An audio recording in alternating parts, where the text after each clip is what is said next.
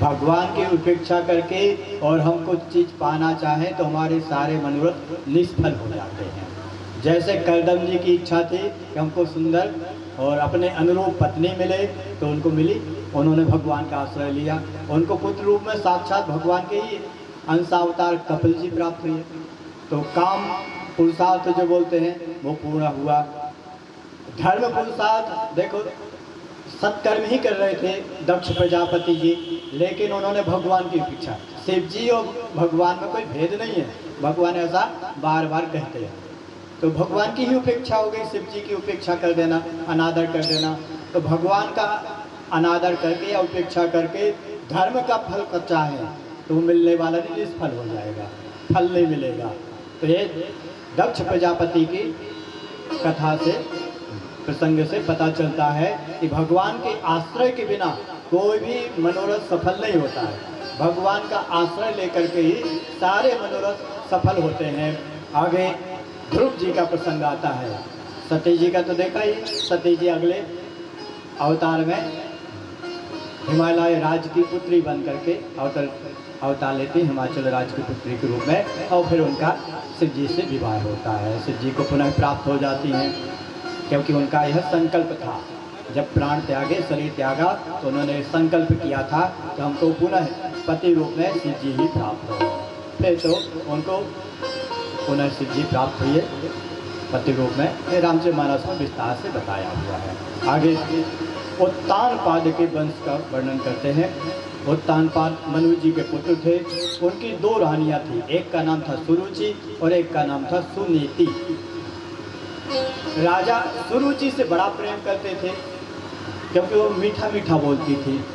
सुनीति से प्रेम नहीं करते थे, क्योंकि वो नीति की बात, जो वास्तविक हित की बात है, वो बताती थी, तो बिल्कुल प्रेम नहीं करते थे। दासी से भी कम आदर देते थे इसको। दोनों के एक एक पुत्र थे। सुरुचि के पुत्र का नाम था उत्तम और सुनीति के पुत्र का नाम था ध्रुव। एक दिन की बात है, उत्तम अपने पिता उत्तानपाद की गोद में बैठे हुए थे। उसी समय ध्रुव भी पहुंच गए सुरुचि के महल में। उन्होंने देखा उत्तम पिता की गोद में बैठे हैं, तो उन्होंने भी पिता की गोद में बैठने का प्रयत्न किया, बैठना चाहा। तब सुरुचि ने उनका हाथ पकड़ा और धक्का दिया। बोले, पिता की गोद में तो सिर्फ हमारा पुत्र ही बैठ सकता, तुम नहीं। तुम्हें यदि इच्छा है पिता की गोद में बैठने की, तो पहले भगवान की आराधना करो और भगवान से फिर वरदान मांगो।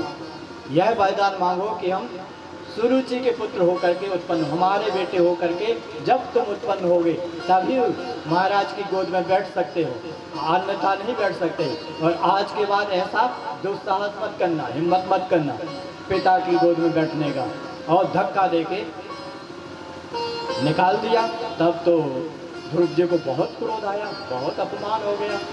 अत्यंत क्रोधित होकर होंठ फड़क रहे थे क्रोध में, आंखें लाल हो गई और माता के पास आए कटु बोलते हुए। सुरुचि के लिए कटु बोलते हुए माता के पास आए, रोते हुए क्रोध में। तब माता ने उनके साथ जो दासियां थी उनसे पूछा क्या हुआ, तो उन्होंने पूरा प्रसंग बताया। तब माता ने उनके क्रोध को, ध्रुव जी के क्रोध को शांत किया। बोले, हे तात, आप दुखी मत हो। एक माता पिता के प्रारब्ध से, भाग्य से ही पुत्र को मिलता है। तो हम ही ऐसे अभागे हैं कि आपको भी दुख भोगना पड़ रहा है हमारे कारण, इसलिए दुखी मत हो। और जो तुम्हारी माता ने बात कही वो तो बात सही कही है। हर चीज़ में एक गुण होता है, एक दोष रहता है, तो दोष की ओर नहीं देखना चाहिए। ये बहुत बड़ा दोष होता है कि हम दोष देखते हैं। जब दोष देखते हैं तो वो दोष हमारे अंदर आ जाता है। जैसे किसी के अंदर दिख जाए कि बड़ा कंजूस आदमी है, कभी चाय भी नहीं पिलाता है, ये दोष दिख जाए, वो हमारे यहाँ आएगा तो हमारी इच्छा होगी उसको चाय पिलाने की, नहीं होगी।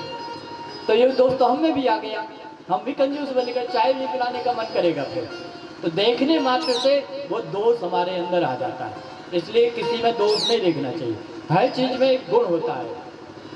एक बार एक घटना घटी, एक प्रसंग है, एक बार की बात है।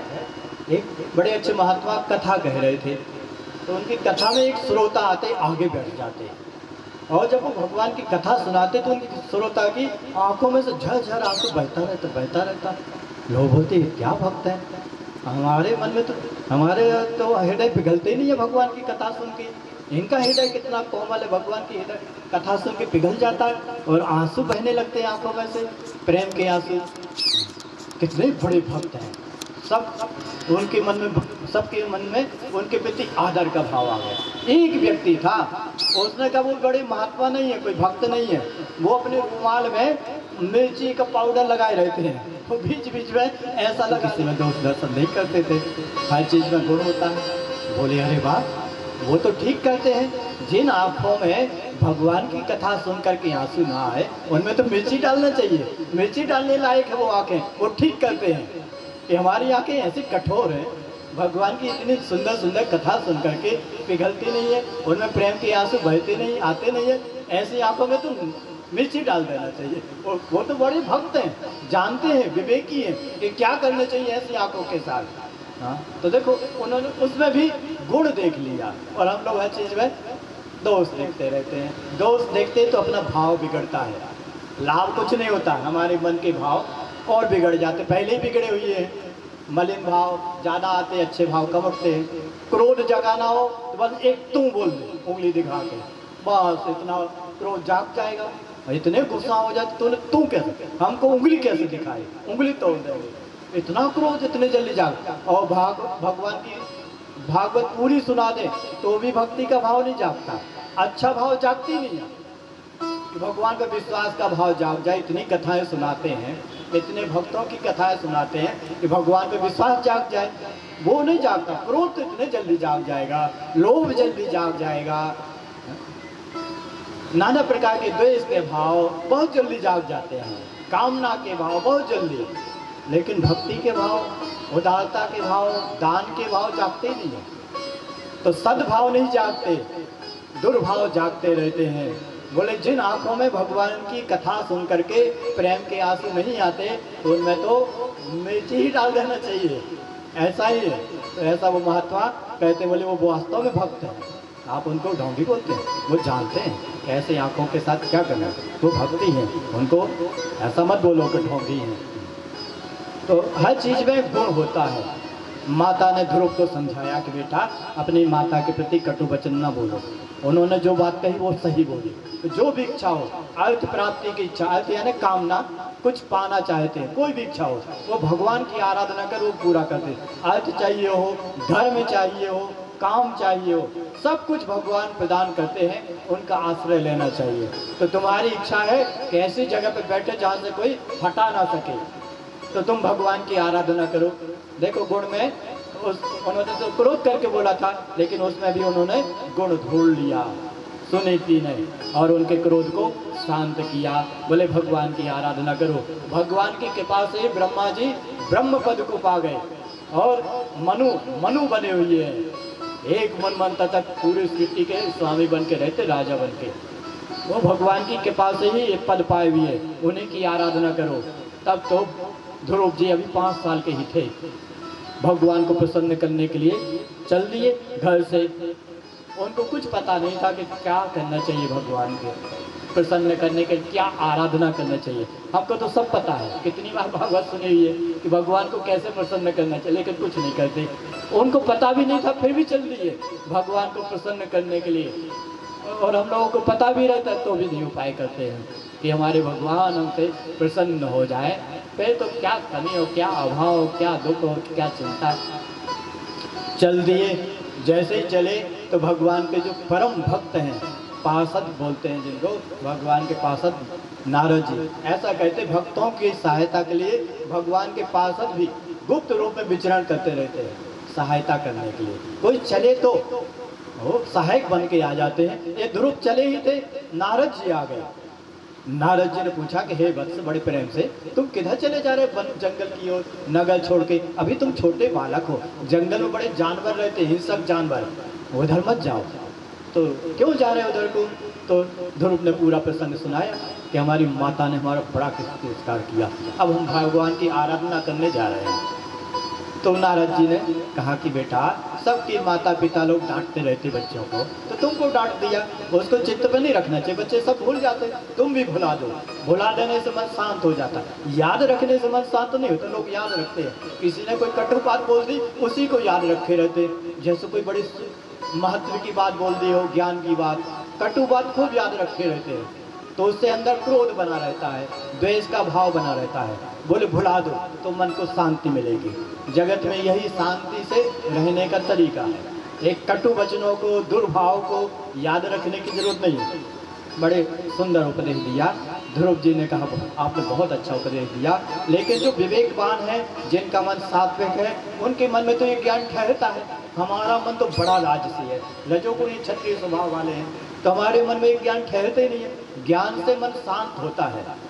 ज्ञान का एक स्वभाव है, सद्विचार ज्ञान को बोलते हैं।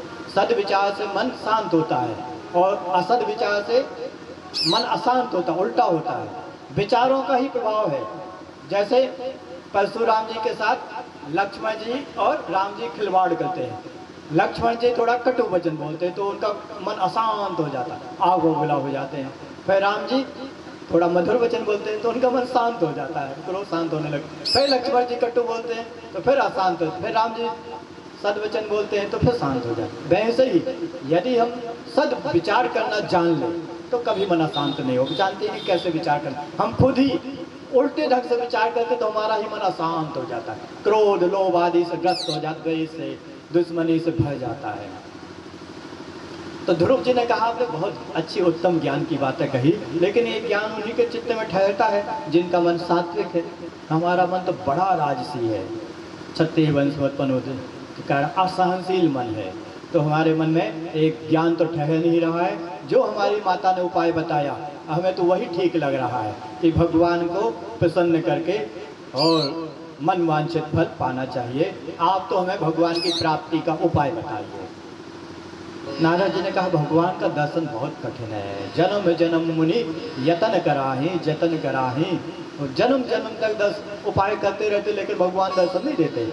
लोग बोलते हम कितने सालों से जप कर रहे हैं लेकिन कुछ अनुभूति नहीं होती कि भगवान भी हमसे प्रेम करते हैं। ऐसा बोलते रहते हैं लेकिन जप नहीं करते। वो तो सिर्फ ऐसा लगता है कि जप कर रहे हैं, युक्ति नहीं जानते। नारद जी से युक्ति पूछते हैं। ध्रुव जी बोलते हैं, आप ऐसा मत बोलिए कि भगवान का दर्शन कठिन है। बोले जब महात्मा लोग कृपा कर दें जिस पर, तो उसके लिए बड़े से बड़ा कठिन कार्य भी बड़ा आसान हो जाता है। और मुझे तो लगता है कि मुझ पर महात्मा की भी कृपा है, भगवान की भी कृपा है। अब मोहि भाव भरोसा हनुमंता, बिनु हरि कृपा मिल ही नहीं संता। भगवान की हम पर अतिशय कृपा है, तभी तो देवर्षि नारद, कोई सामान्य मुनि नहीं है। घर से निकलते ही आपके दर्शन हो गए। इससे तो ये सिद्ध हो रहा है कि भगवान की हम पर कृपा है, भगवान हमसे प्रसन्न है। और जिस पर भगवान प्रसन्न हो उसके लिए कौन सा कार्य कठिन है?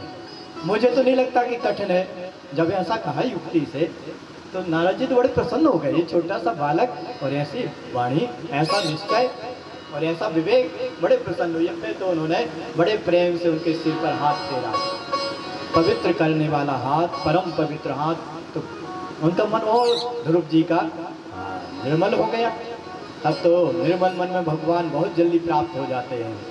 और फिर उन्होंने उपाय बताया कि यहाँ से तुम यमुना जी के तट पर वृंदावन धाम में जाओ। वहाँ पर फिर एक मंत्र दिया, बोले इसका जाप करना, और पूरी विधि बताई कैसे आराधना करना। और वो जाते हैं, एक मंत्र दिया, ओम नमो भगवते वासुदेवाय। ध्रुव जी जाते हैं, इस मंत्र का जाप करते हैं भगवान को प्रसन्न करने के लिए। हम भी जाप करें भगवान को प्रसन्न करने के लिए। और सभी भक्तगण, आप लोग जितने लोग बैठे हैं सभी लोग इस मंत्र का जाप करेंगे हम लोगों के साथ। इस मंत्र के बारे में नारद जी स्वयं बताते हैं, कोई 7 रात तक जाग करके इसका जाप करे तो आकाश में बहुत सिद्ध लोग भ्रमण करते रहते हैं। जो पुराणों में कथाएं दी है, सिद्ध लोग विमान में विचरण करते, देवता लोग, वो सब आंखों से दिखने लगेगा। कोई 7 रात तक इसी मंत्र का जाप करे। वो यम सप्तरात्रम प्रपठन पुमान पश्यति खेचरान। खे यानी आकाश, आकाश में विचरण करने वाले देवता लोग, गंधर्व लोग ऐसी आंखों से साफ साफ देख पाएंगे यदि कोई 7 रात तक जाप करता रहे। किसी किसी को नींद नहीं आती, लोग बड़े परेशान रहते, नींद की गोली खाते, बोले भगवान ने कृपा कर दी, हम तो जब करने बैठते तो नींद आ जाती है। तो जब हो ही नहीं पाता है सोचते पूरी रात जाप करेंगे, लेकिन बीच में नींद आ जाती है। वो तो भगवान अनुग्रह कर देते हैं कि जाप करना आसान कर दिया, बोले अब बैठ कर जाप करो, नींद उड़ा दी।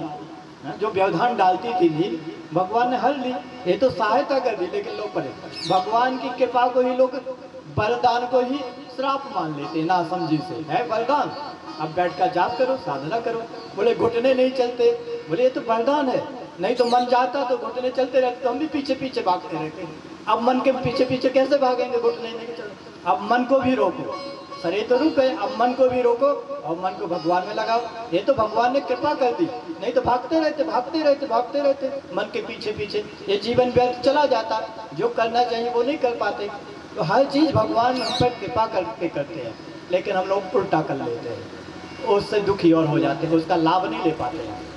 बोले इस मंत्र का कोई 7 रात तक जाप करे, जाप करके तो आकाशचारी देवता सिद्ध लोगों का उनको दर्शन हो जाएगा। इस मंत्र का हम लोग भी श्रद्धा के साथ जाप करते हैं, आप लोग भी करिएगा। ओम नमो भगवते वासुदेव। बोलिए कृष्ण कन्हैया लाल की। ओम नमो भगवते वासुदेवाय। ओम नमो भगवते वासुदेवाय। ओम नमो भगवते वासुदेवाय। ओम नमो भगवते वासुदेवाय। ओम नमो भगवते वासुदेवाय।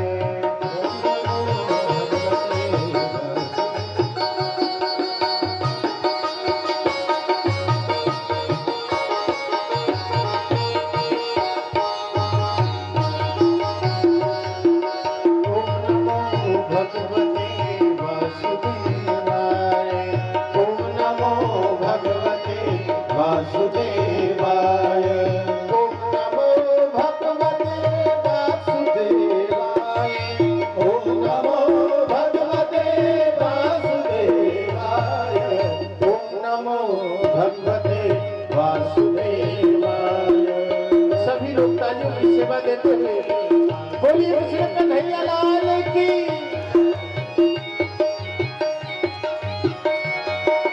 ओम नमो भगवते वासुदेवाय।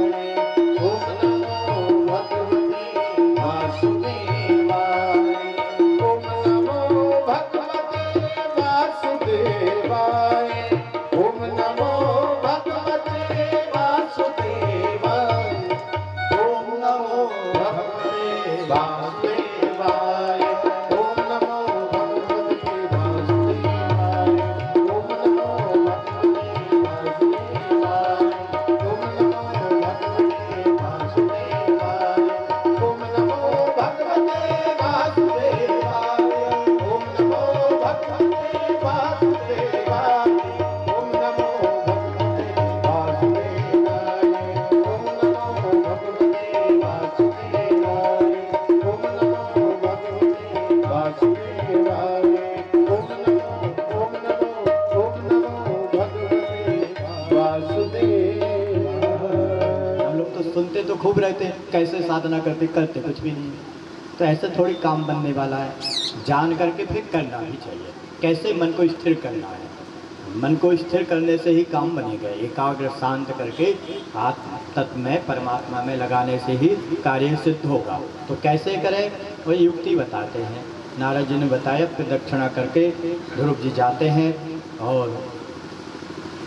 एक काग्र चित्त से भगवान में मन को लगा देते हैं, तल्लीन हो जाते हैं। वो पहले महीने तक 3 रात्रि के बाद सिर्फ एक बार कैंट के फल खा करके आराधना करते। 1 महीने तक 3 रात्रि के बाद 3 दिन बाद एक बार कैंट फल खाते हैं। हम लोग तो 3 बार खाते हैं, वो भी ऊपर बीच में और ले लेते, चाय के साथ भी लाओ कुछ। 3 बार तो खाते ही हैं, साथ में चाय के साथ भी लाओ। और फिर कहीं चले गए तो वहाँ और खा लेते हैं, सत्कार हो गए तो वो भी दे देते, वह भी खा लिया। ऐसे जीवन असंयमित जीवन कहलाता है। जीवन में संयम बढ़ाना चाहिए। तो ये संयम बढ़ाते, संयम से भगवान प्रसन्न होते हैं। ये योग का एक अंग है संयम। तो कैद के और बेर के फल खा करके हाँ रहते हैं, और फिर दूसरे महीने उन फलों को त्याग देते हैं, सूखे पत्ते खा करके रहते हैं। वो भी 6-6 दिन बाद एक बार खाते हैं सूखे पत्ते। तीसरे महीने में वो पत्ते भी त्याग देते हैं, सिर्फ 9 दिन में एक बार जल पी करके रहते हैं। ऐसा निश्चय। यहाँ तो घबरा जाते कि भाई प्राण ना निकल जाए, जरा से में घबरा बीमार ना पड़ जाए। बहुत जल्दी घबराते हैं लोग, धैर्य नहीं है। फिर चौथे महीने में वो पानी भी त्याग देते हैं। 12 दिन बाद सिर्फ एक बार श्वास लेते हैं, और 5वें महीने में तो श्वास भी छोड़ देते हैं, श्वास भी नहीं लेते, वायु भी भक्षण नहीं करते, वायु भी ग्रहण नहीं करते। प्राणायाम के द्वारा वायु को भी रोक दिया, और उन्होंने ऐसी भावना की कि सारा जगत परमात्मा का रूप है और मैं भी परमात्मा से एक रूप हूँ। अभिन्नता की भावना से कि सारा जगत एक ही है, अभिन्न भाव से स्थित हो गए, एक पैर पर खड़े होकर के, और श्वास को रोक दिया। तो जैसा भाव किया वैसे ही प्रभाव हो गया। उन्होंने सबसे एक रूप होकर के श्वास को रोका तो सबकी सांसें रुक गई। देवता लोग भी घबरा गए, भगवान के पास गए कि हम लोगों की सांसें रुक गई। भगवान ने कहा घबराओ मत, हमारा एक भक्त है, बड़ा प्यारा सा भक्त है, वो तप कर रहा है, हम जाते हैं उसके तप को पूर्ण भी करते हैं, और तुम लोग घबराओ मत। तो भगवान जाते हैं, वो आंखें बंद किए हुए थे ध्रुव जी। भगवान जाते हैं, अंदर ही ध्यान कर रहे थे भगवान के साकार विग्रह का, चतुर्भुज रूप का। तो भगवान ने वो बाहर अंदर वाला रूप छुपा दिया। वो उसको दर्शन करके बड़े आनंद में मगन थे। उसको छुपाया तो एकदम व्याकुल हो गए, जैसे मणि चली गई हो खजाना। एकदम आंखें खोली तो वही भगवान सामने, जिनका अंदर ध्यान कर रहे थे वो बाहर आंखों के सामने प्रकट। तब तो ये वही असमंजस में पड़ गए कि क्या करें हम, हमारे प्रभु आ गए, हमारे पास तो कुछ सत्कार के लिए है ही नहीं कि इनको नैवेद्य चढ़ाएं, बस इनको आसन दें, क्या करें, कुछ है ही नहीं हमारे पास। जंगल में बालक, कोई संसाधन नहीं, ये तो सब सर्वपूज्य है, इनके लिए हम क्या करें और कैसे हम इनकी स्तुति करें। अभी तो गुरुकुल भी नहीं जा गए थे, कैसे स्तुति करें, हमें तो कोई स्तुति याद भी नहीं है कि उस स्तुति के द्वारा इनकी स्तुति करें। बड़े व्याकुल से होने लगे, क्या करें हम भगवान के, इनकी कैसे इनका सत्कार करें। भगवान उनकी व्याकुलता को समझ गए। भगवान ने अपना शंख उनके कपोल पर स्पर्श कराया। जैसे स्पर्श किया तो जो वेद का ज्ञान उनके हृदय से प्रकट हुआ। ऐसी सुंदर स्तुति भगवान की करते हैं ध्रुव जी, बहुत ही सुंदर स्तुति करते हैं। और जो वेद में भगवान की महिमा बताई वैसे ही महिमा गायन करते भगवान की। यो अंतः प्रविश्य मम वाच मिमां प्रसुप्तां संजीवयत्यखिल शक्ति धरः स्वधाम्ना अन्याश्च हस्तचरण श्रवण त्वगादीन् प्राणान् नमो भगवते पुरुषाय तुभ्यं प्राणान् नमो भगवते पुरुषाय तुभ्यं। उन परम पुरुष को हम नमस्कार करते हैं जो हमारे अंदर प्रवेश कर जाते हैं चेतना बनकर, तो वाणी बोलने लगती है। हमारी शक्ति से नहीं बोले, अंदर भगवान बैठ जाते हैं। ईश्वरा सर्वभूतानां हृदय से अर्जुन तिष्ठति, सबके अंदर विराजमान हो जाते तो वाणी बोलने लगते। नहीं तो निद्रा के समय हम जड़ की तरह पड़े थे, ना कुछ विचार कर पा रहे थे, ना सोच पा रहे थे, ना कुछ जान पा रहे थे, लकड़ी की तरह पड़े थे। बोले हम जाग गए, जाग क्या गए, भगवान अंदर जाके सबको चेतन कर देते इंद्रियों को। तो हम बोलने लगते, देखने लगते, सुनने लगते, विचार करने लगते। हम बोलते जाग गए, अभी हम सो रहे थे।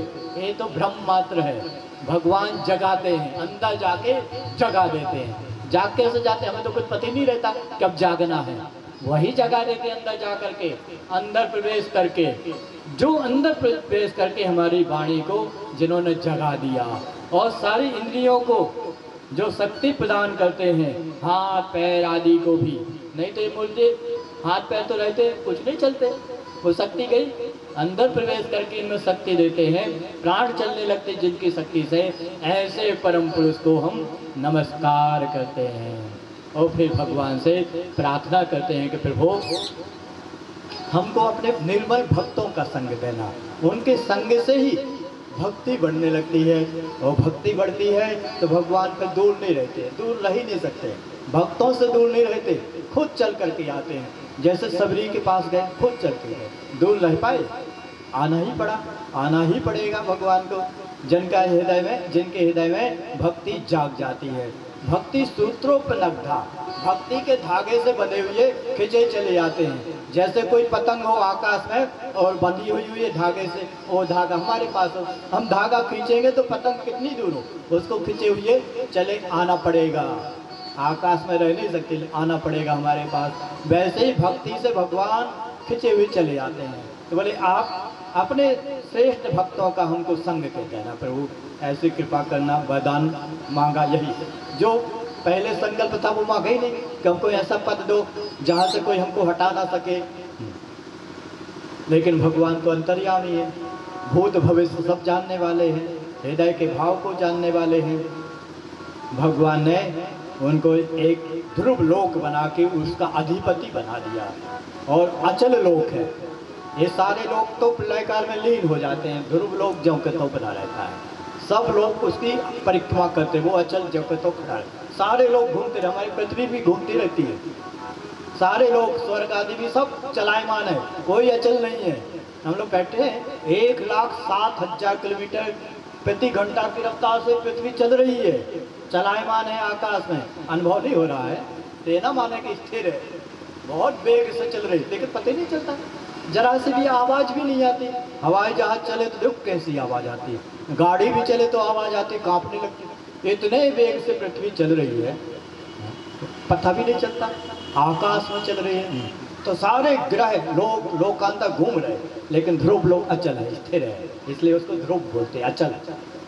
वहाँ उस लोक का अधिपति बना दिया और अचल बना दिया। सारे लोग तो नष्ट हो जाते, वो जब कहते अचल पद दिया।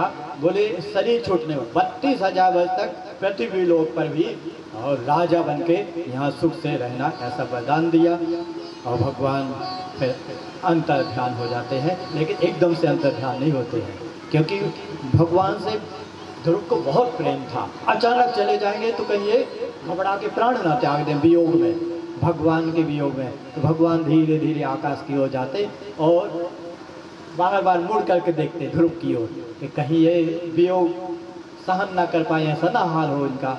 तो बार बार प्रेम से मुड़ देखते भी जाते और धीरे धीरे भगवान लुप्त होते हैं। इधर ध्रुव जी बड़ी गिलानी मनाते कि देखो हम भी कैसे मूड थे, भगवान से कुछ मांगना चाहिए, भगवान से तो सिर्फ मांगना चाहिए उनकी भक्ति, और वो प्रसन्न रहे तो कोई अभाव थोड़ी रखते हैं। हम मूड थे, ना समझते थे तो बच्चे ही, तो हम नहीं जानते थे कि भगवान की आराधना करने के लिए कोई संकल्प नहीं लेना चाहिए कि किस लिए हम आराधना करें। भगवान सर्वज्ञ है, सर्वेश्वर है, तो हम मूड थे, उनको गिलानी हुई, ये वरदान पाके कोई प्रसन्नता नहीं हुई। और फिर लौट कर के आते, इधर नारद जी ने पूरा समाचार सुनाया कि उनको भगवान का दर्शन मिला। तब तो उत्तान पाद पूरी नगरी को सजाते हैं, पूरी प्रजा इतनी उतावली थी ध्रुव जी के दर्शन के लिए, इतना प्रेम सबके अंदर उमड़ पड़ा कि वो भगवान का दर्शन करके आ रहे हैं, जिनका दर्शन तो बड़े बड़े मुनियों के लिए भी दुर्लभ है। और फिर तो सजाया, और जो सुरुचि थी जिन्होंने कटु वचन बोला, उनके अंदर भी बड़ा वात्सल्य जागा। ध्रुव जी आए, उनका बड़ा सत्कार किया और सब बड़े प्रेम से मिले। सुनीति भी बड़े प्रेम से मिली, माता ध्रुव जी तो बड़े कृतज्ञ होते। माता का बड़ा उपकार होता है बच्चों पर, जो माता ही संस्कार देती है, नहीं तो बिगड़ जाते, चोर बन जाते, डाकू बन जाते, कौन से रास्ते में पहुंच जाते, जेल में पड़े रहते। माताएं संभालती रहती, जब अबोध रहते कुछ समझ नहीं पाते, सही रास्ते पे चलाती, विद्यालय भेजती, विद्या ग्रहण कर, ये सब माया करती रहती है। बड़ा उपकार होता है। जीव को तो कुछ बोध नहीं रहता कि हमें हमारा हित किसमें है, अहित किसमें है। माता छत्र छाया बन के रखवाली करती रहती है, बहुत उपकार होता है। बड़े कृतज्ञ हुए, माता के चरणों में गिर पड़े ध्रुव जी, इनकी कृपा से देखो भगवान का दर्शन मिल गया। इन्होंने थोड़ी सी दिशा सही कर दी, उल्टी दिशा नहीं दी, उल्टी सलाह नहीं दी, कि उसके हाथ पैर तोड़ दो, हम भी चलते हैं लड़ने के लिए। कैसे हिम्मत हुई, और लड़ने पहुंच जाती पकड़ के हम। हाँ हाँ, तो लोग कुछ नहीं मिलता, कला ही मिलती बस। यहाँ तो भगवान मिल गए, सही राह दिखा दी। इसलिए माता का बड़ा दायित्व होता है। माता तो गर्भ से ही बच्चे के दिशा को निर्धारित करने लगती है। आजकल बच्चे उठते तो खूब मोबाइल में आसक्त होते जा रहे हैं। जन्म लेते ही थोड़े से 1-2 साल के ही होते मोबाइल में खोए रहते हैं। बोले क्यों खोए रहते हैं, इतना प्रेम, ये शिक्षा कहाँ से मिल जाती है मोबाइल चलाने की? बोले गर्भ में। अभिमन्यु को शिक्षा मिली थी चक्रव्यूह में प्रवेश करने की, और यहाँ बच्चों को शिक्षा मिल जाती मोबाइल चलाने की गर्भ में। माता लेटी लेटी वही चलाती रहती, तो बच्चे गर्भ में ही सीख के आ जाते हैं। माताओं को बहुत जिम्मेदारी निभानी पड़ती है। आने वाले जीव की दिशा और अवस्था सुधार सकती है, सब मार्ग प्रदान कर सकती है। ध्रुव जी तो बड़े कृतज्ञ हुए, उनके चरणों में गिरे, सुरुचि को भी प्रणाम किया। बोले उन्होंने कटु बोला था, उस समय तो हमें लगा था कटु बोला, लेकिन उन्होंने तो उपकार किया, हमें सही रास्ता दिखा दिया। उनके प्रति भी बड़ी कृतज्ञता का भाव, कोई द्वेष का भाव नहीं। हमारे लिए तो सब लोग उपकार ही कर रहे हैं, जो दुख दे रहे वो भी उपकार कर रहे हैं, लेकिन हम समझ नहीं पा रहा। हर चीज़ में हम बस दुखी होते रहते हैं, हित नहीं कर पाते। हम लोगों को बार बार सजग किया जाता है कि आप अपने हित में संलग्न हो जाओ, ममता में ना फंसो, बंधो मत। लेकिन हम और बनते जाते हैं ममता में, मुक्ति के लिए उपाय नहीं करते। ध्रुव जी सुनीति का और सुरुचि का बड़ा आदर करते हैं, उनके चरणों में प्रणाम करते हैं, और सब बड़े आनंदित होते हैं। कुछ समय बाद ध्रुव जी को राजा उत्तानपाद राज्य सौंप करके वन को चले जाते हैं। एक दिन की बात है, उत्तम जंगल में गए हुए थे, वहाँ यक्षों से उनका युद्ध हुआ, वो मारे गए। तब तो ध्रुव जी को भी बड़ा क्रोध आया, उन्होंने युद्ध ठाना। ब्रह्मा जी ने आकर, मनु ने आकर के युद्ध को रोका, शांत हो गए। फिर जब 36 वर्ष तक राज्य किया, उसके बाद उनका आयु पूरी हो गई, तो प्राण त्यागते समय आया तो यमराज नहीं आए, मृत्यु नहीं तो यमदूत आते भयंकर रूप लेके, मलमूत्र त्याग देते। उनको देख करके बोलना बंद हो जाता, कांपने लगते हैं। देखा पलंग पर मलमूत्र त्याग देते हैं, बोले उनके खुल गई है, रोक के नहीं रह पाए। वो क्यों खुल? यमदूत के दर्शन होते हैं अंतिम काल में, भयंकर रूप लेकर डांटते हुए। हम लोगों को नहीं दिखते, लेकिन उस जीव को दिखते हैं। लेकिन जो भक्त होता है उनके लिए यमदूत नहीं आते, उनके लिए तो भगवान के पार्षद आते हैं। तो इनके लिए भगवान के पार्षद आए विमान लेकर के। मृत्यु भी आई, क्योंकि मृत्यु तो आई, तो लेकिन ये मृत्यु के सिर पर पैर रख करके विमान में बैठे। मृत्यु इनको बांध करके इसमें से प्राण खींचे, ऐसा करने नहीं आई। वो नीचे सिर झुका के खड़ी हो गई, उसके सिर पर पैर रख करके ध्रुव विमान में बैठ करके जब जाने लगे तो उनको अपनी माता की याद आई। ये हमें जो सदगति प्राप्त हुई, ये उपलब्धि हुई, ये माता की कृपा से हुई। तो माता की याद आई, बोले उनको भी साथ ले ले, अकेले ना जाए। वैकुंठ लोग जा रहे हैं भगवान के लोग, तो अकेले ना जाए, माता जी को साथ ले ले। तो पीछे की ओर मुड़े तो देखा भगवान ने पहले एक विमान भेज दिया, तो उसमें पहले से बैठी हुई है माता। यहाँ लिखा, जो जिस कुल में कोई भगवान का भक्त हो जाता है, उनकी 21 पीढ़ियाँ, मातृ पक्ष की और पिता पक्ष की 21 पीढ़ियाँ, जैसे नाना नाना के पिता माता, उनके माता पिता, ऐसे 21 पीढ़ियाँ पार हो जाती हैं। माता के पक्ष की, पिता के पक्ष की, ऊपर की भी और नीचे की भी। ऐसा फिर भगवान करते हैं। ध्रुव जी भगवान का दर्शन करते हैं और ध्रुव लोक को भी प्राप्त करते हैं, जो परम आनंदमय लोक है। अब इनका नाना योनियों में आना जाना बंद हो गया, मुक्त हो गए। तो धर्म अर्थ काम मोक्ष चारों पुरुषार्थ भगवान की कृपा से प्राप्त होते हैं, एक कथाओं के माध्यम से बताया। तो हमको सदैव भगवान का आश्रय लिए रहना चाहिए, तो हमारे सारे मनोरथ भगवान पूरे करते हैं। और नहीं करते तो यह मानना चाहिए कि इसमें कोई हमारा हित होगा। जैसे हमारे दांत एक बार गिरते हैं, दूध के दांत बोलते, फिर दे देते भगवान द्वारा, देते कि नहीं देते? फिर द्वारा गिरते तो फिर नहीं देते, क्यों नहीं देते? वो भी हित के लिए कि अब खाते ही मत रहो, वहीं आनंद लूटते रहो, चना में, होरा में, विषय भोगों में आनंद न ढूंढते रहो। अब अंदर अंदर ढूंढो तो लोग नकली दांत लगा के खाएंगे, वही आनंद वही ढूंढेंगे। भगवान दे सकते थे, ये तो भगवान ने प्रमाण दिया कि एक बार गिरे दे दिया, पैसे नहीं दिए, तो वो भी हित के लिए नहीं दिया। पाचाग्नि, पेट की अग्नि भी कम कर देते हैं, भूख कम लगती है तो लोग चूर्ण ले लेके आते हैं कि भूख नहीं लगती है, च्यवनप्राश खा खा के फिर खाएंगे ताकि स्वाद का आनंद ले। भगवान तो उपकार करते कि अब इसी में ना भागते रहो, अब बैठ के मन को रोक के आत्मानंद का, ईश्वर के दर्शन का आनंद लो अंदर। लेकिन लोग नहीं समझते हैं। तो ये धर्म अर्थ काम मोक्ष चारों पुरुषार्थ भगवान की कृपा से प्राप्त होते हैं। उनका आश्रय लिए रहे, भगवान सदैव ख्याल रखते हैं। और कुछ देना भी उनका हितकारी है और लेना भी हितकारी है, ना देना भी हितकारी है। कभी दुखी नहीं होना चाहिए किसी बात से। चलिए आगे अब एक संकीर्तन करके आरती करते हैं।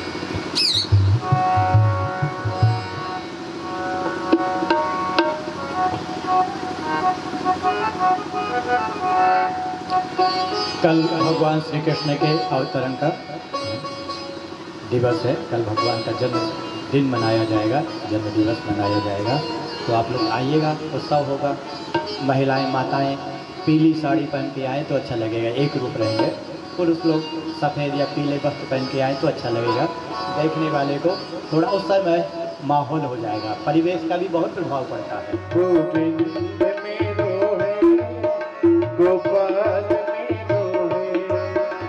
तालियों की सेवा देते हुए बोले श्री कृष्ण कन्हैया लाल की।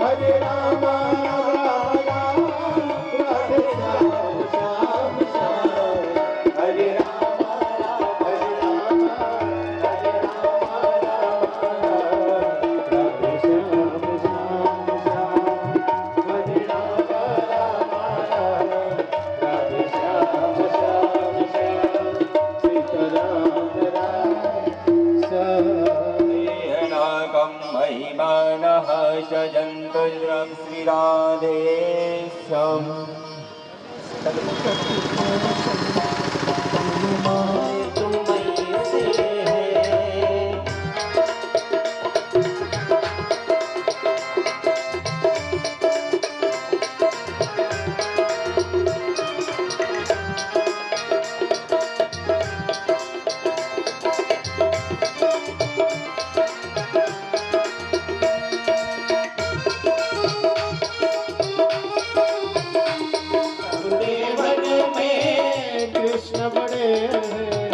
सब देवन में कृष्ण नंदा भजो रे मन गोविंदा नट मन्ना करे नंदा भजो रे मन गोविंदा नट मन्ना करे नंदा भजो रे मन गोविंदा नट मन्ना करे नंदा भजो रे मन गोविंदा भजो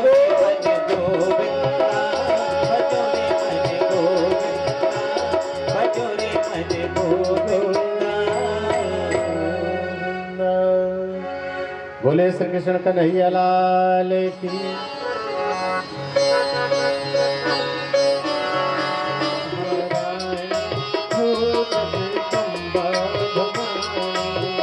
गंगा भवानी जगदम्बा भवानी गंगा भवानी जगदम्बा भवानी देव बरस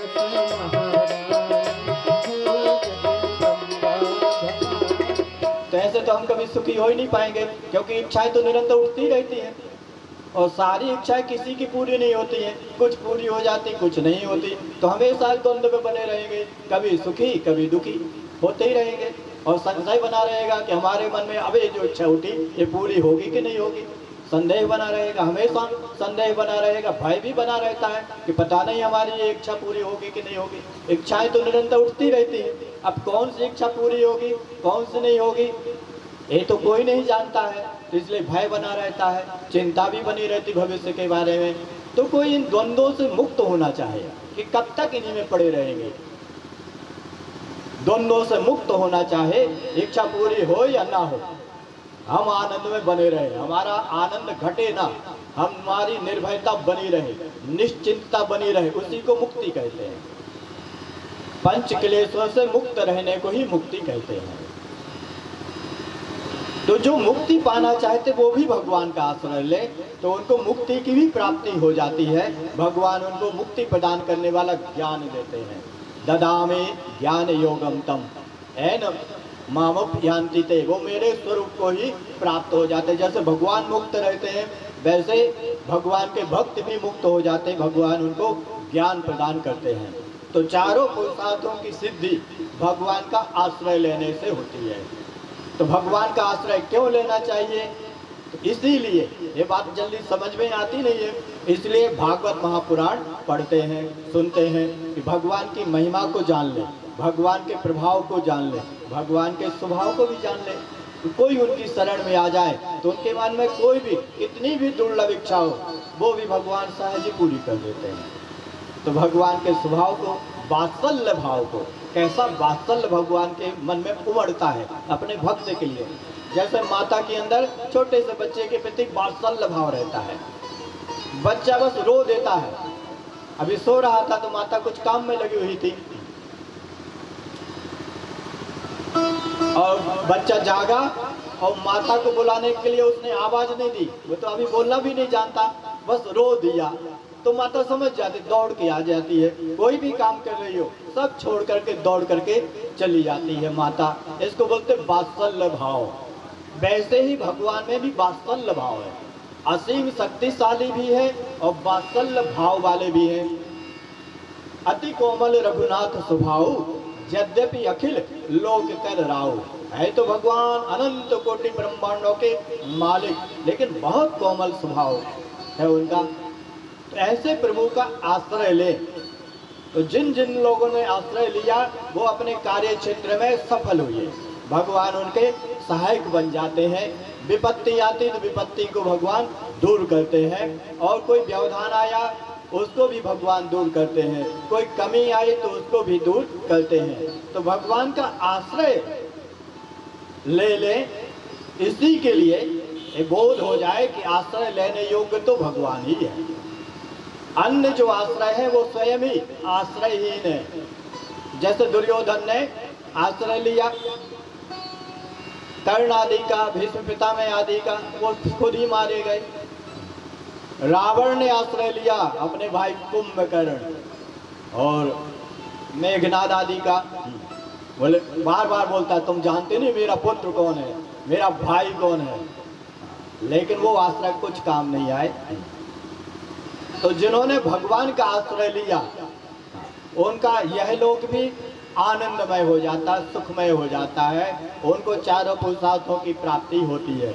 तो बार बार प्रसंगों के माध्यम से यह मन में बैठ जाए कि आश्रय योग्य एक ही है, वो है हमारे प्रभु सर्वशक्तिमान, सर्व सत्य संकल्प बोलते हैं और भक्तों के लिए कल्प वृक्ष के समान सर्व काम ना को पूरी करने वाले स्वभाव वाले, कल्प वृक्ष के समान स्वभाव वाले भगवान है। ऐसे प्रभु का आश्रय ले। इसी बात की सिद्धि के लिए बहुत सारे राजाओं का भी चरित्र आता है जिन्होंने भगवान का आश्रय लिया और यहाँ पे धर्म अर्थ काम और अंत में मोक्ष पुरुषार्थ भी उनका सिद्ध हुआ, मुक्ति भी हो गए। तो सुखदेव जी भी परीक्षित जी को उन्हीं का आश्रय लेने के लिए बोलते हैं, उनका आश्रय लो जिनका तुम्हारे पितामह लोगों ने भी आश्रय लिया, पांडवों ने आश्रय लिया। परीक्षित जी कहते हैं कि हमारे पितामह, पिता के पितामह लोग जिन्होंने इतने बड़े समुद्र के समान जो युद्ध भूमि में विशाल सेना थी, कौरवों की सेना जिसमें बड़े बड़े महारथी डूब जाते थे, वो सागर के समान थी, जिसमें बड़े बड़े ग्राह के समान भीष्म पितामह कर्ण द्रोणाचार्य आदि थे, उनके सामने कोई भी आए वो काल के काल में समा जाता था। लेकिन उस महासागर को पार कर गए, युद्ध रूपी महासागर को, और दुश्मन की शत्रु सेना रूपी महासागर को सकुशल पार हो गए। किसका आश्रय लेकर के? भगवान का आश्रय लेकर के। तो ऐसा परीक्षित जी निश्चय भी करते हैं और फिर भगवान के प्रति प्रेम बढ़ाने के लिए भगवान की कथा सुनने के लिए अनुरोध करते हैं और भगवान के भक्तों की भी कथा सुनाते हैं, जिससे भगवान के स्वभाव का पता चलता है कि अपने भक्तों के लिए भगवान क्या क्या नहीं करते, सब कुछ करने को तैयार रहते, तत्पर रहते हैं। आगे ध्रुव जी के वंश में एक राजा हुए अंग, उनकी कोई संतान नहीं थी।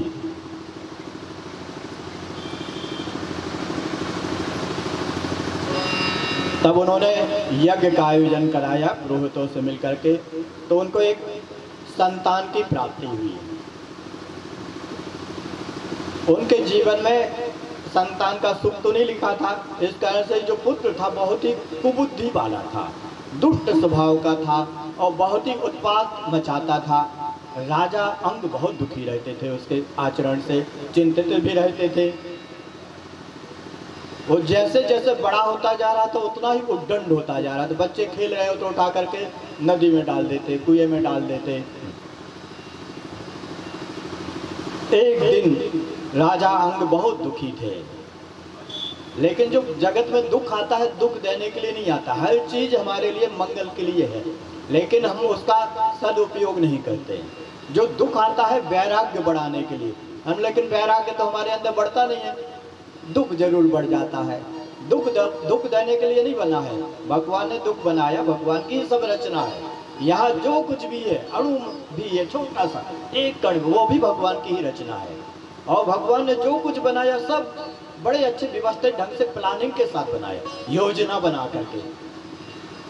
जैसे हमें जब हम लोगों का जन्म होता दांत नहीं देते हैं, वो भी योजना है कि अभी तो दूध पीना है, दांत की जरूरत ही नहीं है, और दांत होते तो माता को दूध पीते समय काटोल देते, तो भगवान ने नहीं दिया, वो भी भगवान की योजना है, नहीं दिया। फिर एक साल के हुए, एक साल के होते फिर दांत आने लगते धीरे धीरे। क्यों? अब दूध ही नहीं पीते रहना, अब भोजन भी करना हो। तो देखो लाल लाल मसूड़े, इतने कोमल कोमल मसूड़े, उनमें से इतने कठोर सुंदर सुंदर दांत आ जाते हैं। हमें कुछ कहना नहीं पड़ता, भगवान से मांगना भी नहीं पड़ता, अपने आप वो सर्वज्ञ हैं, हितकारी भी, हितैषी भी है। कब क्या जरूरत है वो देते हैं। पहले बोलने की ताकत नहीं देते, नहीं तो पलक में पड़े पड़े बोलते रहते, और ज्ञान तो था ही नहीं क्या बोलना चाहिए। ज्ञान तो बाद में भी नहीं होता, लेकिन भगवान समझते कब इनको ज्ञान हो गया तो वाणी दे देते हैं। लेकिन वाणी के कारण इतना कलह मच रहा है आजकल।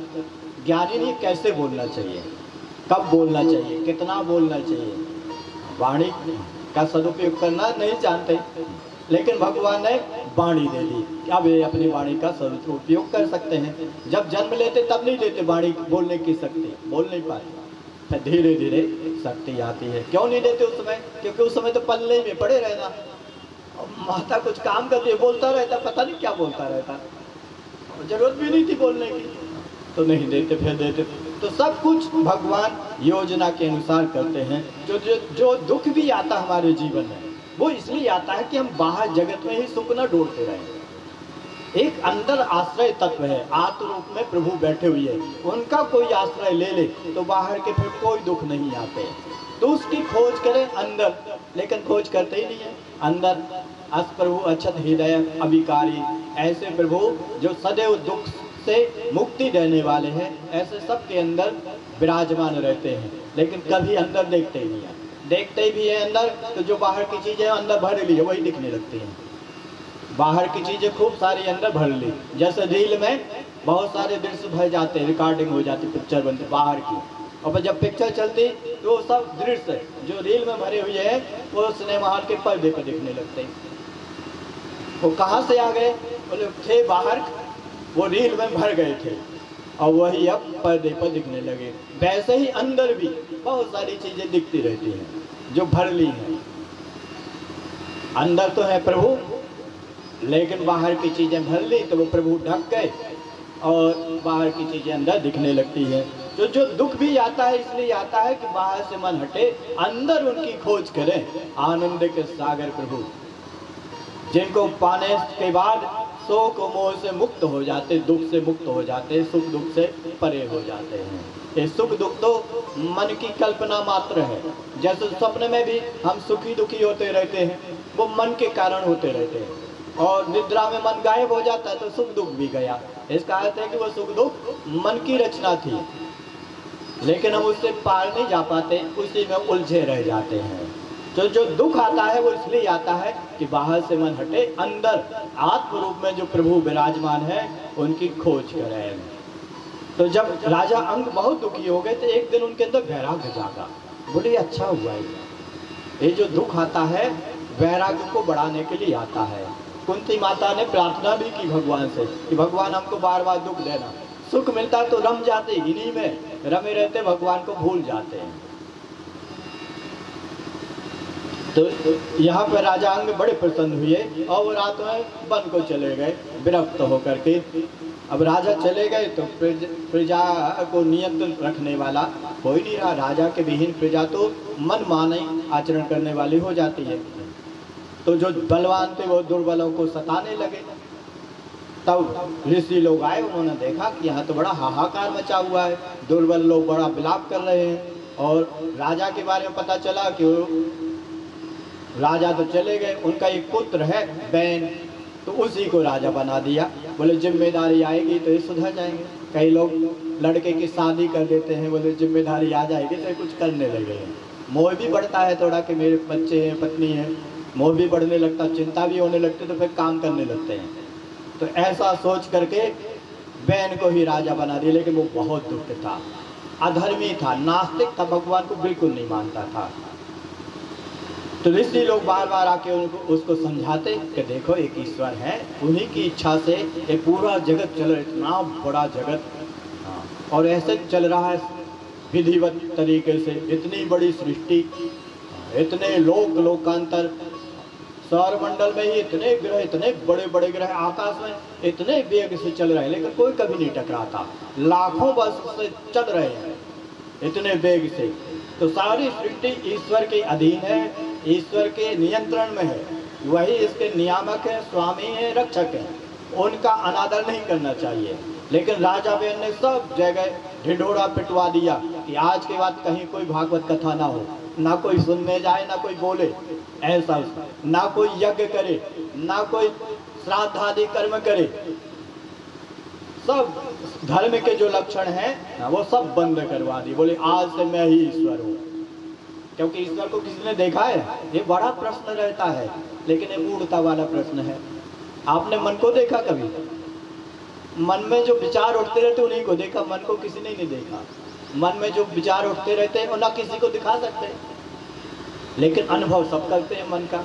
और वो मन सबको नचा भी रहा है, बिना देखे ही सबको नचा रहा है, दिख नहीं रहा। आज तक कोई डॉक्टर खोज नहीं पाया कि ये मन है, हम इसका ऑपरेशन करके निकाल देते, परेशान किए रहता है। दिखता ही नहीं है तो कैसे निकाल देंगे? लेकिन सबको नचा रहा है, वो अनुभव की चीज है मन। वैसे ही परमात्मा को अनुभव किया जाता है। कब अनुभव कर सकते हैं? मन को अनुभव करते हैं जब मन मलिन होता है, नाना प्रकार की कामनाएं, राग द्वेष, तब मन का अनुभव होता है। निद्रा के समय भी मन रहता है, लेकिन उसमें ना कोई कामना, ना कोई इच्छा, तो मन की कोई अनुभूति नहीं होती। मन कहाँ गया? अनुभव में नहीं आता है। तो मन में जब बाहर के विषय चिपक जाते हैं, रंग रूप आदि, तब मन अनुभव में आता है। परमात्मा में कुछ चिपकते ही नहीं है, निर्लिप्त रहते हैं, तो वो कभी अनुभव में आते नहीं। शुद्ध मन वालों को उनकी अनुभूति होती है। लेकिन ये मूढ़ बुद्धि वाला था, इसने कहा हम ही राजा है। राजा में ही सारे देवता लोग निवास करते हैं, यमराज भी राजा के अंदर निवास करते हैं, वो जिसको चाहे मृत्यु दंड दे दे। कुबेर भी रहते हैं। लोग चिंताग्रस्त हो गए कि अब राजा कौन रहे? एक राजा था, वो भी चला गया। तब ऋषियों ने कहा आप अधीर मत हो। उसके शरीर के अंगों का मंथन किया। तो पहले जंघा का मंथन किया, उसमें से एक काला काला पुरुष उत्पन्न हुआ। उसने पूछा मेरे लिए क्या आज्ञा है? तो ऋषियों ने कहा तुम बस बैठ जाओ शांति से, तुम्हारे लिए अभी कोई कार्य नहीं है। उसका नाम रखा निषाद। लेकिन वो राज संभालने योग्य नहीं था। तब राजा बैन की भुजाओं का मंथन किया, उसमें से साक्षात नारायण के ही अंशावतार पृथु महाराज की जय। राजा बन गए। भगवान के अवतार थे तो बड़े हो गए, राजा बन गए। एक दिन की बात है, प्रजागण दुखी होकर के राजा के पास में आए। बोले हे महाराज, हम भूख से बहुत व्याकुल हो रहे हैं। पृथ्वी में हम जो बीज बोते हैं कुछ निकलते ही नहीं है, बीज उसी में पच जाता है, कुछ अन्न उत्पन्न नहीं होता है। तो जो बीज था वो भी नष्ट हो गया और हमारे पास अब अन्न बचा ही नहीं है, कुछ खाने को नहीं बचा है। और अंदर जो जठराग्नि जलती रहती पेट में, आहुति डालते रहना, हमको हमेशा आग जलती रहती है, थोड़ी देर के लिए शांत हो जाती है। हम जो भोजन कर लेते वो आहुति यहाँ है अंदर। तो राजा ने पूछा, बीज भी नष्ट हो गया। तब तो पृथु महाराज कुपित हो गए, उन्हें धनुष बाण लिया। बोले इस पृथ्वी को हम नष्ट कर देंगे, दूसरी पृथ्वी बनाएंगे। ये तो भगवान के ही अवतार है। हजारों पृथ्वियां, लाखों करोड़ों पृथ्वियां अंतरिक्ष में, स्पेस में घूम रही हैं, लेकिन अभी खोज नहीं पाए। वैज्ञानिक लोग खोजते रहते हैं। अपने शास्त्रों में तो कहा हुआ है, कोटि कोटि ब्रह्मांड, रोम रोम पृथ्वी लागे, कोटि कोटि ब्रह्मांड। तो वो योग से उन्होंने सब देखा हुआ है, लोक लोकांतर को। इन आंखों से लोग दूरबीन लगा के देखना चाहते हैं, तो दूरबीन की शक्ति जितना है उतना देखते हैं और बताते हैं। तो बोले हम दूसरी पृथ्वी की रचना कर देंगे, इसको नष्ट कर देंगे। वो घबराई, गाय का रूप लेकर के शरण में उन्हीं की आ गई। गाय ने प्रार्थना की पृथ्वी से, धराउवाच नमः परस्मै पुरुषाय मायया विनियस्ततानत्वे गुणात्मने नमः स्वरूपानुभवे निर्दूत द्रव्यक्रियाकारक विभ्रमणयोर्मये। बोले हे परम पुरुष, आपको नमस्कार है।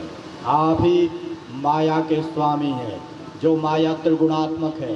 तीन गुण ही सबको नचाते रहते हैं। मनुष्य के अंदर कभी सत्व गुण बढ़ जाता है तो बड़ा अच्छा उदार हो जाता है, मधुर बोलने लगता, प्रेम से बोलता। फिर कभी रजोगुण बढ़ जाता, वही व्यक्ति चिड़चिड़ा हो जाएगा, चिढ़ जाएगा, क्रोधित हो जाएगा, अशांत हो जाएगा। कभी वही बड़े प्रेम से बोलता है, कभी वही चिढ़ करके बोल देता है। और कभी तमोगुण बढ़ जाता है तो निराश आदि में डूब जाता है। तो ये जो 3 गुण है वो आपकी माया शक्ति से ही नाचते रहते हैं और सारे जगत के लोगों को नचाते रहते हैं। लोगों को समझ में ही नहीं आता ये व्यक्ति कब कैसा हो जाए, मुझे पता ही नहीं चलता कब ये चिढ़ जाता है और कब प्रसन्न हो जाता है, वो कैसे पता चलेगा। अंदर वो 3 गुण है वो बदलते रहते हैं, वो माया शक्ति के कारण बदलते, तो लोगों का स्वभाव ही बदलता रहता है। लेकिन लोग बोलते हैं, गाना गाते हैं, मौसम की तरह तुम भी बदल तो न जाओगे। वो मौसम बदलता है तो तुम क्यों नहीं बदलेंगे, सारा जगत बदलता है, या एक रस कोई रहता ही नहीं है। सूर्य भी बदल जाता, अभी देखो अभी धीरे धीरे ताप बढ़ने वाला है, बदलने वाला है, तो फिर ठंडे में आता ही बदल जाता है, शीतल हो जाता, हम ठंडे से कांपते रहते हैं और उसमें तेज ही नहीं रहता, कोहरा छा जाता है, ये भी बदल जाता है, सब कुछ बदलता है। वो माया शक्ति सबको नचाती रहती, बदलती रहती है, वो आपके अधीन है। हे प्रभु, हम आपकी शरण ग्रहण करते हैं, हमें क्षमा करें, हमारा इसमें कोई अपराध नहीं है। पृथु ने कहा कि आप अन्न देती क्यों नहीं हो, बीज डालते हैं तो उनको देना चाहिए बदले में। लेकिन पृथ्वी माता ने कहा गाय के रूप में, बोले हमारे अंदर जो वात्सल्य भाव था वो चला गया। बोले क्यों चला गया, बोले प्रजा के अधर्म के कारण।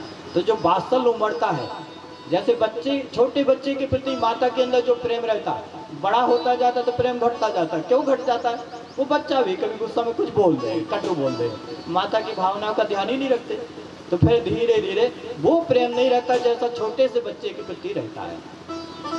तो छोटे बच्चे को देखकर तो दूध उमड़ पड़ता है, वात्सल्य भाव उमड़ता है तो दूध आ जाता है। जैसे गाय होती है, बछड़ा पास में लाते तभी दूध आता है उसके तन में, बछड़ा ना हो तो दूध नहीं आता है।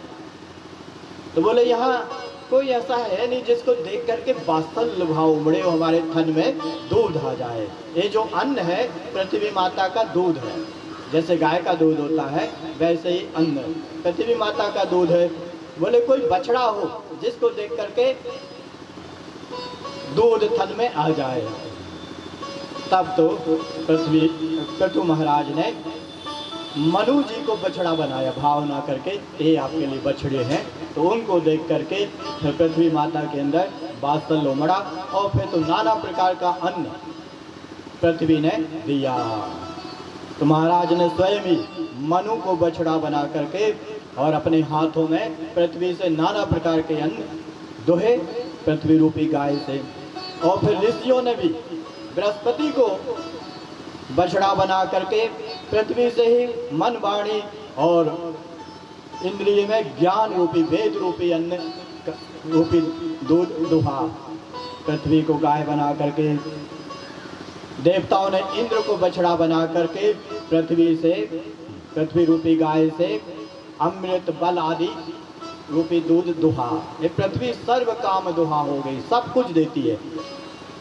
पृथ्वी रूपी गाय से सर्पों ने भी दूध दुहा, उन्होंने अपने मुख को ही पात्र बनाया और पृथ्वी से ही विष रूपी दूध दुह लिया। इसलिए सर्पों में विष होता, वो विष आया कहाँ से, आया तो पृथ्वी से सब कुछ।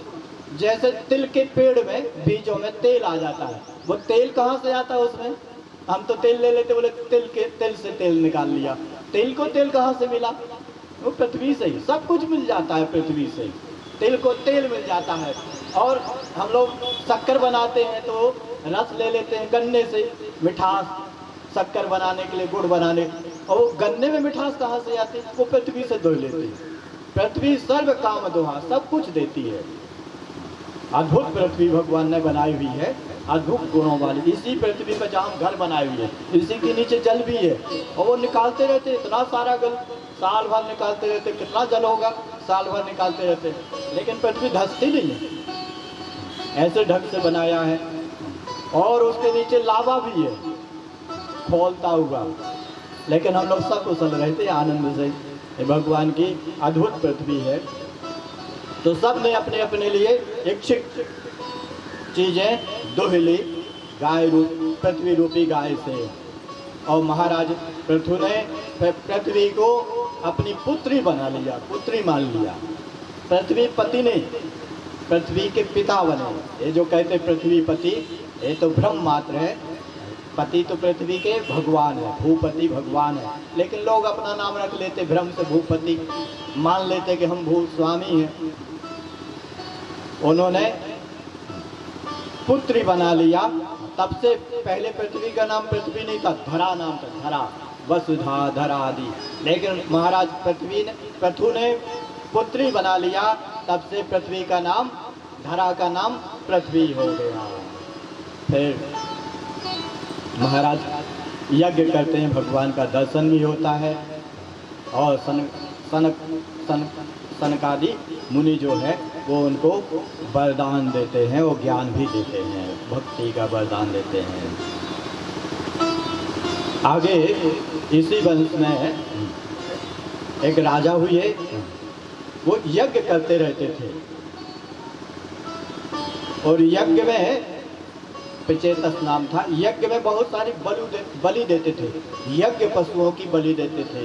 वो उसको धर्म मानते थे कि हम सत्कर्म कर रहे हैं, पुण्य कर रहे हैं, और इस पुण्यों के फलस्वरूप हम स्वर्ग में सुख से रहेंगे। एक दिन नारद जी उनके पास में आए। नारद जी ने उनसे कहा कि आप ये क्या कर रहे हो? तो राजा ने बताया यज्ञ कर्म कर रहे हैं। बोले किस लिए कर रहे हो? बोले आगे हमारी सदगति हो, सुख से हम रहें, इसलिए कर रहे हैं। तो उन्होंने आकाश की ओर दिखाया। बोले ऊपर की ओर देखो। ऊपर की ओर देखा तो भयंकर जीव, बड़े बड़े सींगों वाले, दांतों वाले, ऐसे मुँह बाकर, जैसे कोई सिंह या सियार या कुत्ता मुँह बा करके खोल करके खाने को दौड़े, ऐसा भयंकर क्रोध में है। और वो निहार रहे नीचे की ओर। तब तो ये डर गए और नारद जी से पूछा कि हम तो जो कर्म कर रहे थे उसको सत्कर्म मान के कर रहे थे। बैठ जाए, अभी बैठ जाए।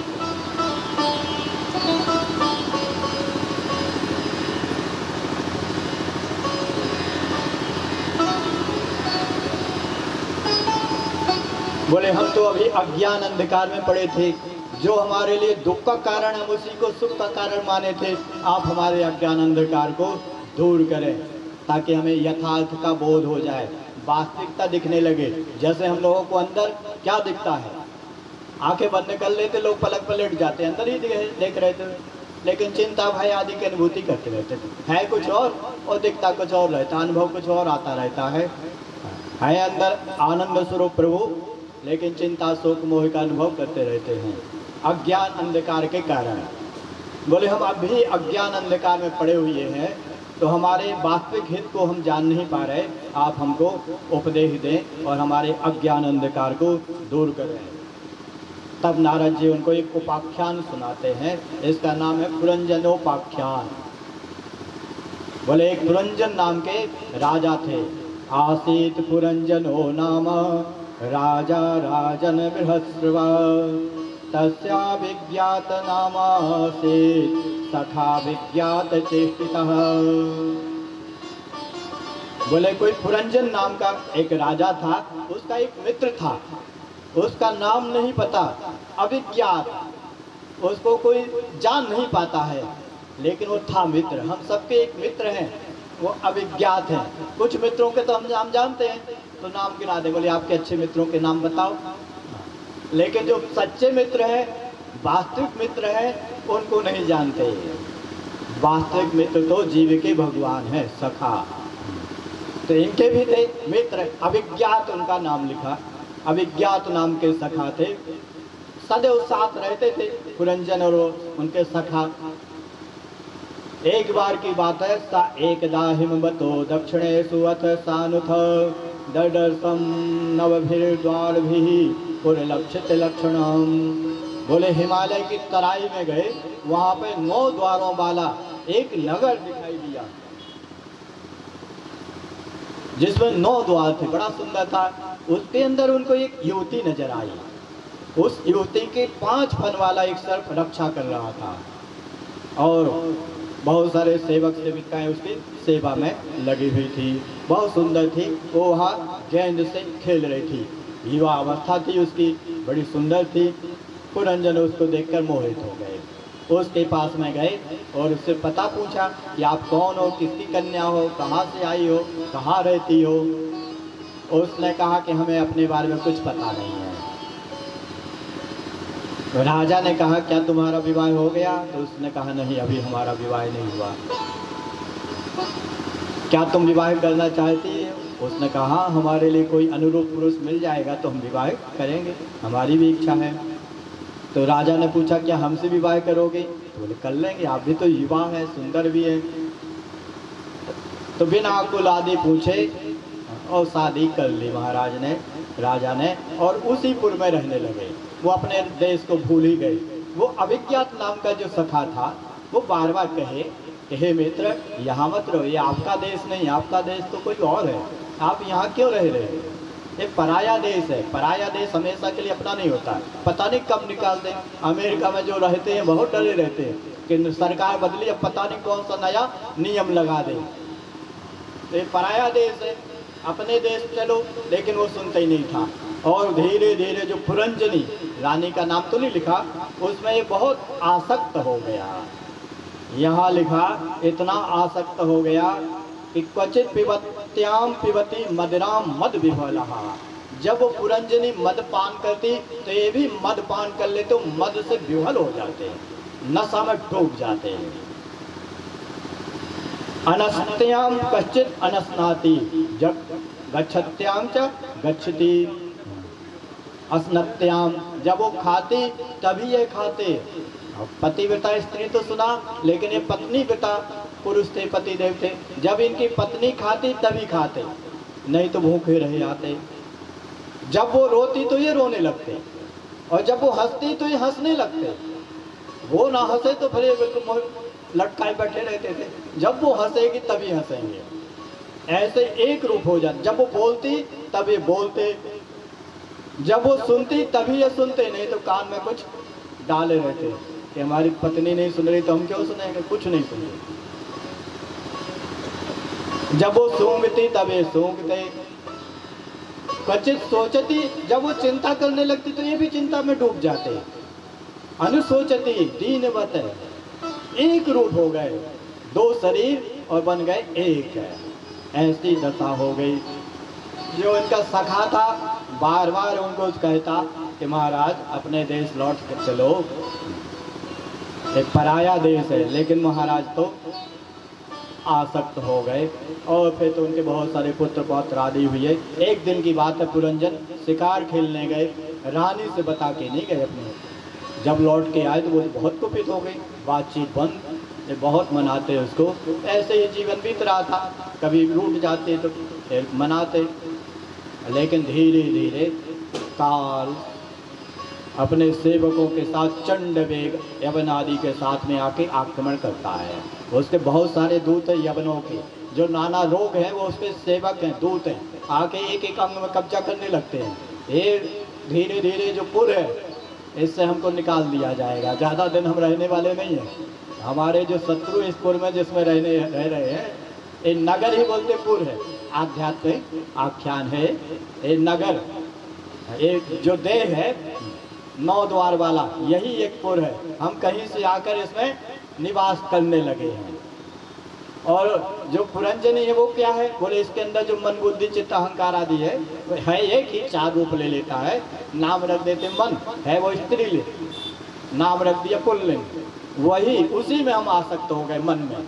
मन को ही मनाते रहे, मन को प्रसन्न करने के लिए, यह खा रहा है, वह खा रहा है, यहाँ जा रहा है, वहाँ जा रहा है, उसी की सेवा में दिन रात लगे हुए।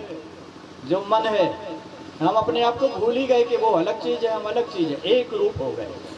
तो यहाँ वो वास्तव में जो स्त्री पुरुष बाहर की, इसका निरूपण नहीं किया गया। हमारे अंदर ही जो मन है स्त्रीलिंग, उसी को बुद्धि बोल सकते हैं, लेकिन हमारे मन में आज अलग ही फिट बैठा है, इसलिए बात जल्दी समझ में नहीं आती है।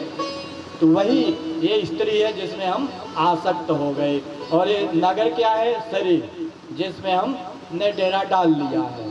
लेकिन शत्रु जो काल है आकर के इस पर आक्रमण करेगा।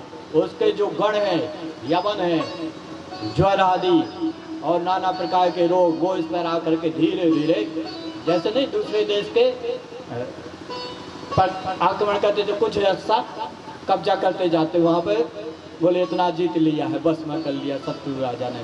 वैसे ही अंगों में आकर के शत्रु के जो गण हैं, नाना रोग आकर के धीरे धीरे कब्जा जमाते जाते। एक दिन फिर हमको इस पुर से निकाल दिया जाएगा। और फिर जो उसके शत्रु थे यवन लोग, वो उस पर, उस पुर में आग लगा देते, लूट लेते सब कुछ।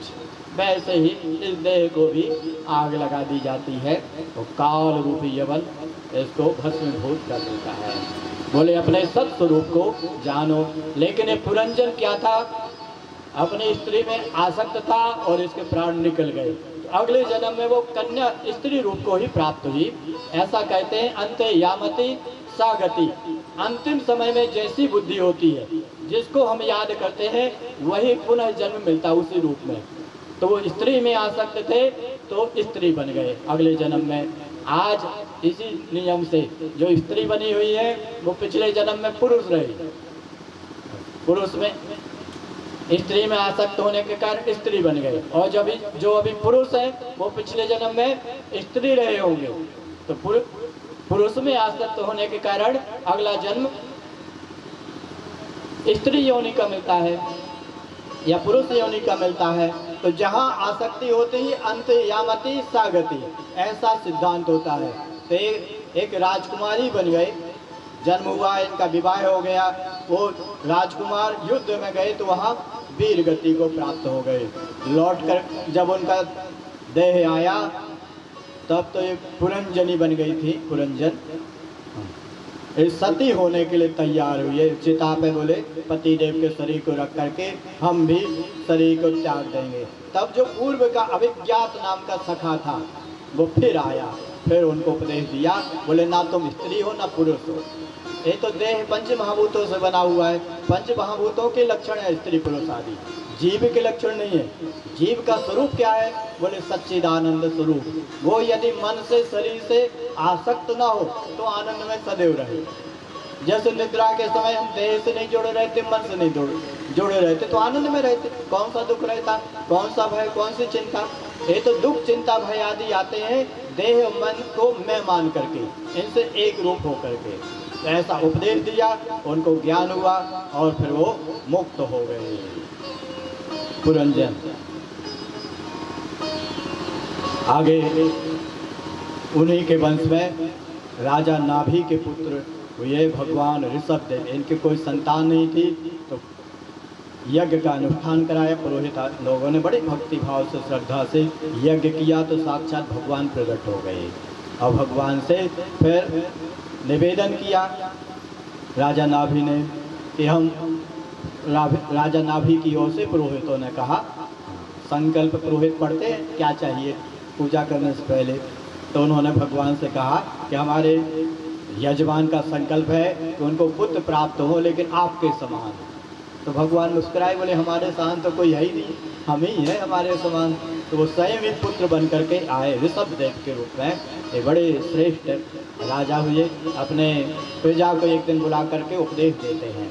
जैसे रामचरितमानस में आया, राम जी प्रजा को बुला करके एक दिन उपदेश देते हैं। बोले यही तन कर फल विषय न भाई, स्वर्ग स्वल्प अंत दुखदाई। ये शरीर जो मिला हुआ है विषय भोग के लिए नहीं, ये तो हमें एक विशेष काम को करने के लिए इतना सुंदर शरीर दिया हुआ है, साधन धाम मोक्ष कर द्वारा, अपने आत्मस्वरूप को जानने के लिए। ऐसा ही यहाँ उपदेश दिया। बोले जो अपनी मुक्ति के लिए, अपने कल्याण के लिए जो उपदेश नहीं देता है, प्रेरित नहीं करता है, गुरु न सस्यात् स्वजनो न सस्यात्, वो गुरु नहीं है। जो आत्म कल्याण के लिए प्रेरणा न दे, और वो स्वजन भी स्वजन नहीं है जो आत्म कल्याण के लिए प्रेरणा न दे। वो पिता भी पिता नहीं है, वो माता माता नहीं है जो अपने पुत्र को भगवत की ओर, भगवान की ओर ना मोड़े, भक्ति न दे। भक्ति तो बहुत जरूरी है, और वो माताएं ही प्रदान कर सकती हैं, माता पिता ही संस्कार के द्वारा। बड़े हो जाते तो बुद्धि तो खूब चलने लगती, कुतर्क बहुत मन में आने लगते हैं, उनको ऐसा लगता हम बहुत बुद्धिमान रहेंगे, भ्रम हो जाता है। एक व्यक्ति था पढ़ा लिखा, उसके पेट में दर्द हुआ तो वैद्यराज के पास गए, आयुर्वेदिक डॉक्टर के पास। हाँ, उनसे कहा हमारे पेट में दर्द है बहुत दिनों से, और कभी बढ़ जाता कभी घट जाता है। तब उन्होंने समझ लिया कि इनको अपच की बीमारी हो गई, अग्नि मंद हो गई, तो भोजन ज़्यादा डाल देते, अग्नि मंद रहती तो पचते ही नहीं। जैसे मंद अग्नि में आहुति खूब डाल दे तो बुझ जाती है, जितनी अग्नि जले उस हिसाब से फिर आहुति डालनी चाहिए। तो मंद अग्नि हो गई है, तो अभी आप कुछ हल्का भोजन क्या कहलाता है। बुद्धिमान थे, पढ़े लिखे थे, उन्होंने विचार किया, विज्ञान का सिद्धांत है कि जो हल्की चीज़ होती है, क्या हल्की चीज़ तैरने लगती, भारी चीज़ डूब जाती है। बोले जल से हल्की चीज़ क्या है जो जल में भी तैरने लगे? सबसे हल्की चीज़ तो जल होती है। बोले तेल, तेल तैरने लगता है, तो इसका अर्थ है कि तेल जल से हल्का है, इसलिए उसमें तैरने लगता है। तेल से हल्की चीज़ क्या है? तेल में क्या तैरने लगते हैं? पकोड़े, कचौड़ी, पूड़ी, ये तेल में तैरने लगते हैं। तो तेल से भी हल्की चीज़ तो बहुत हल्की चीज़ होगी। बोले यही खाना चाहिए तो पेट जल्दी ठीक हो जाएगा। बुद्धि से उसने समझ लिया कि हल्की चीज़ क्या है। बोले मूढ़ता है, और उसमें बुद्धि काम नहीं करते, उसके लिए आयुर्वेद शास्त्र है, वो बताते हैं हल्की चीज़ क्या कहलाती है। जो जल्दी पचे, सुपाच्य, तो जो फल है, सब्जी है, सलाद है, वो आयुर्वेद शास्त्र में बताया हुआ है। तो हर चीज़ के लिए बुद्धि प्रमाण नहीं है, ये उल्टा पुल्टा निर्णय कर लेती है। आंखें हर चीज़ के लिए प्रमाण नहीं है। जैसे चाय में चीनी पड़ी हुई है, तो देख के बता सकता कोई कि चाय में चीनी है कि नहीं है? तो उसके लिए प्रमाण क्या है? जिह्वा, चख के ही बता पाएंगे कि कम चीनी है कि ज़्यादा चीनी। देख के नहीं बता सकता है, छू के नहीं बता सकते। एक ही उपाय है, जिह्वा, उसी से ज्ञान होगा, और किसी उपाय से ज्ञान नहीं होगा। और गंध का ज्ञान, सुगंध या दुर्गंध, वो नासिका से होगा, और किसी उपाय से नहीं होगा। तो अलग अलग चीज़ों के लिए ज्ञान के साधन अलग अलग हैं, भगवान ने ही बनाए हुए हैं। शब्द के लिए प्रमाण, हमने क्या बोला, कोई ओंठ देख के नहीं समझ सकता क्या बोला, उल्टा पुल्टा समझ लेंगे, कुछ का कुछ समझ। कान ही है, कान से सुन करके ही समझ सकते हैं, और कोई उपाय नहीं है। तो वैसे ही भगवान के बारे में कोई जानना चाहे और बुद्धि से जानना चाहे, बोले बुद्धि से नहीं जान सकते हैं। यहाँ तो सत्संग में से बड़े हो जाते तो बुद्धि का अहंकार बढ़ जाता कि हम बड़े विद्वान हैं, फिर सुनना बंद कर देते हैं। तो इसलिए माता पिता का दायित्व है बचपन में उनमें भक्ति के भाव डालें, श्रद्धा के भाव, थोड़ा भगवान के पास करवाएं, कुछ याद करवाएं। ये माता पिता का दायित्व होता है तो उनमें भक्ति के गुण आ जाए, थोड़ी श्रद्धा आ जाए। तो श्रद्धा जिनके पास रहती है वो घबराते नहीं है, भयभीत नहीं होते। आजकल बहुत जल्दी लोग घबरा जाते हैं, और घबरा करके थोड़ी सी विपत्ति में ही